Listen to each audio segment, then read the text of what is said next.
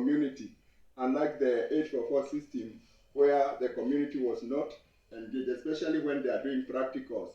You find that they are supposed to go, especially when you are teaching CRE, they are supposed to go to a church, they observe what is seen in the church, what activities are done in the church. But in 844, it was not like that. So, coming back to assessment,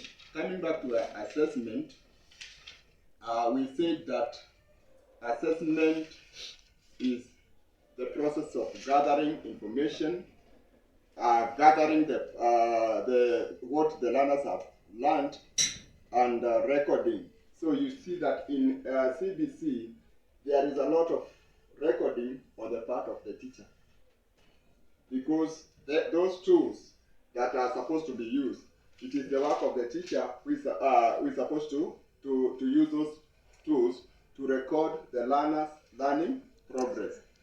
Unlike the 844, there was not a lot of recording in 844. So, why is assessment important? The importance of assessment. One, it tracks the learner's progress. So, when you are doing assessment, it helps the teacher and student to understand the learning milestone, how far they have gone. If it is the teacher, you are able to know how far you have gone with your learners, and the learners are able also to know what they have accomplished during the learning process. Then it encourages growth. It provides feedback that allows the learners to improve continuously. Another importance of assessment is that support teachers. It helps educators tailor their lesson based on the student need. You see, in 844, teachers were just teaching. But when it comes to CBC, we are not in a hurry. We are not in a hurry to complete the syllabus. Why? Because we want to see that the learner has captured whatever they are supposed to learn during the learning process. And in so doing, the teacher is supposed to get some feedback concerning a specific learner and prepare the notes concerning the same depending on the readiness level or how far the learner has been able to understand. So, also another importance of assessment is that it prepares students for real life.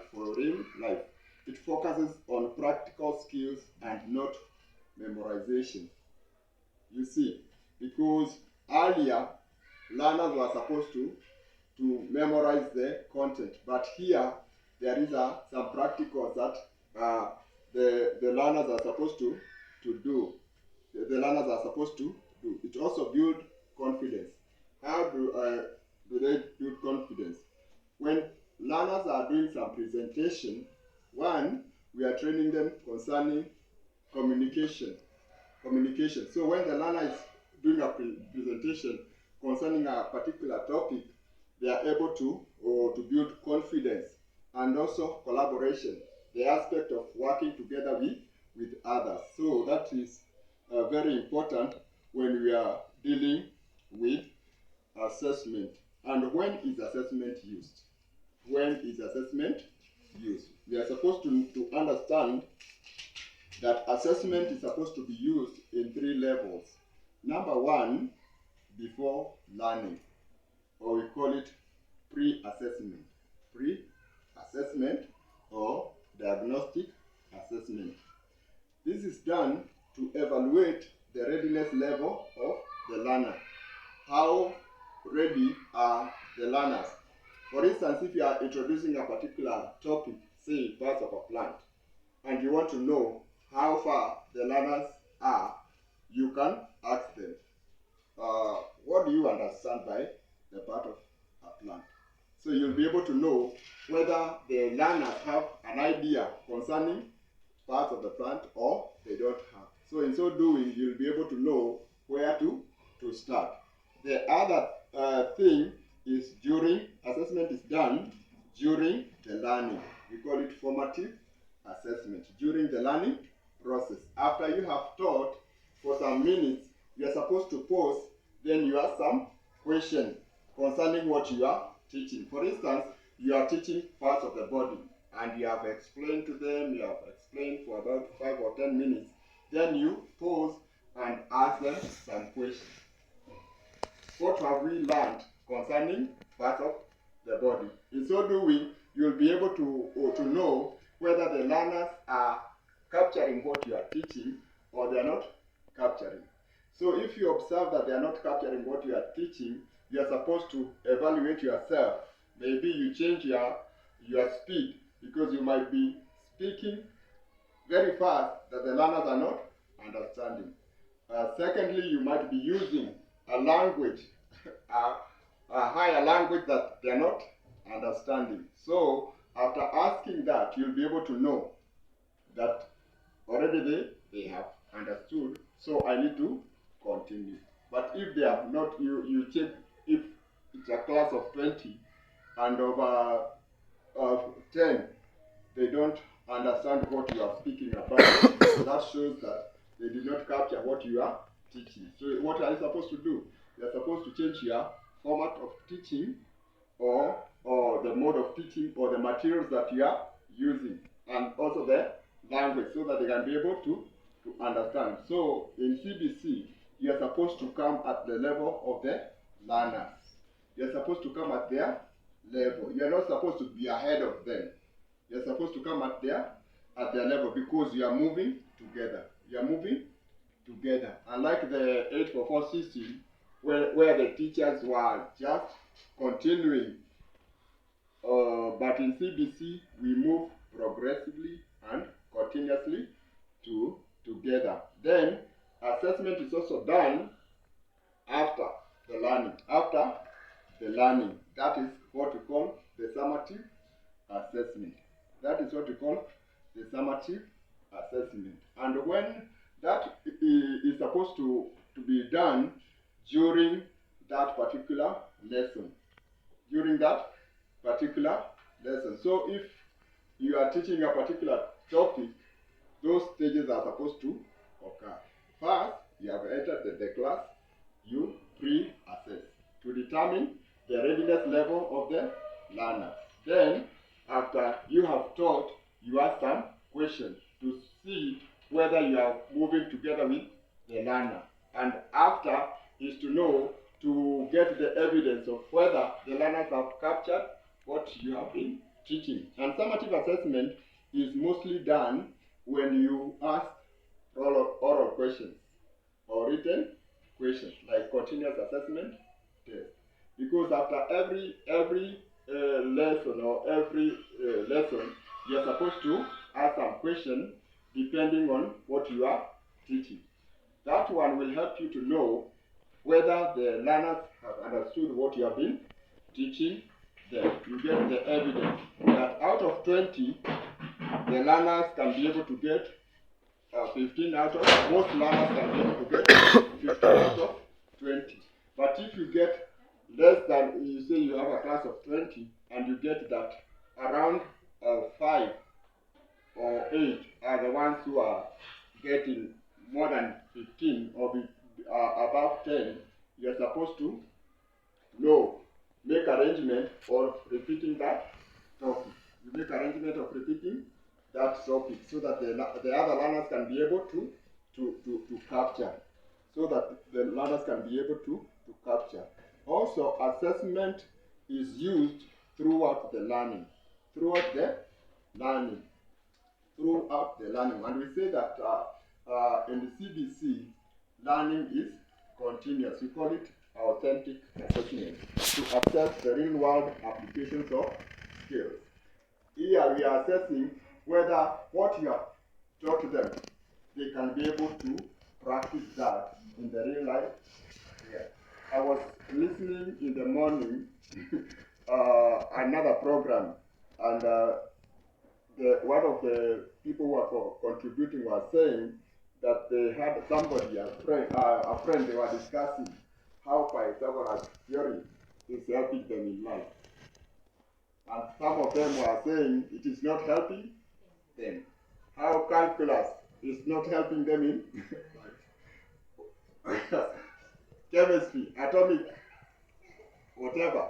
How it's not helping them in life. But in real life, it is, one of them was saying that it is helping them because they are applying them knowingly or unknowingly. For instance, they were speaking about shortcut. How did you come from here? Maybe you used shortcut.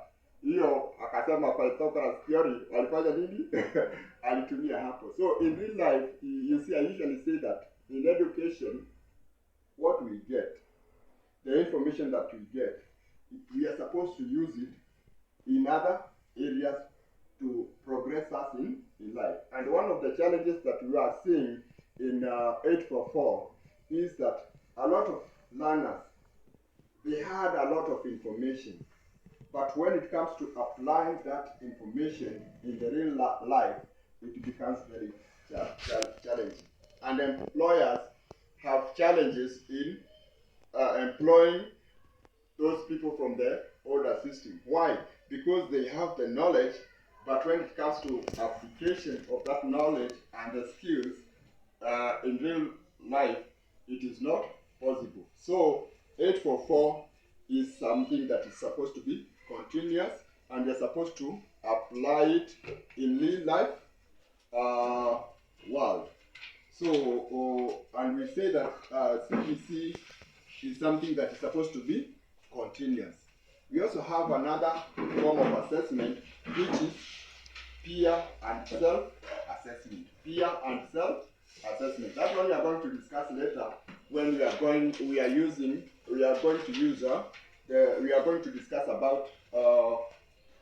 discuss about assessment tools and assessment methods. How they are supposed to self-assess, or peer assessment, or group assessment. So we have some common assessment methods in CBC. Somebody maybe can tell us what are some of these common assessment methods in CBC. What are some of these common assessment methods that you are using in the class? Somebody. Observation. Good. Oral questions. Good. Written work. Yes, written work. Good. Demonstration. Good. And also we use portfolio, group work, and presentation. Maybe we can go through them. Observation is watching the students as they perform a particular task or assignment. Then oral questioning is engaging the learners in discussion. You are engaging the learners in discussion, and this discussion can be in pairs or in group. For instance, if you have in your class you have about 20 learners, you can group them in a group of 4. So you have five groups to do a particular assignment. Then we have performance task. That is a project, the role play, and a simulation. Simulation is giving them something to work on. A project is like a project, a model. They model something, what maybe you have been teaching them. Then you observe. Then portfolio. Portfolio is a collection of students' best work over a period of time. Portfolio. So after they have drawn those pictures, you collect them and you put them in a file. That is what we call a portfolio. Then group work and presentation. Group work and presentation. They are supposed to, you group them together. They do a particular assignment. Then you ask them to select one of them to do a presentation. And that presentation is supposed to be rotational. You can find that one learner is very nice at communication. So you're not, as a teacher, you're not supposed to use that only one learner. You're supposed to use even the other learners so that you can be able to build their communication skills and presentation skills, and also they can be able to build the collaboration, working together with others. So it's supposed to be rotational when they are doing their presentation. So we have assessment tools. Assessment tools. What is this assessment tool? Assessment tools. Assessment tools are the things that the teacher uses to assess the learners. These are the items that the teacher uses to assess the learners. And one of the assessment tool is a checklist. Checklist, and also we have rubrics. Checklist or rubrics. And rubrics, they clearly define performance expectations. They clearly define performance expectations. I think I'm going to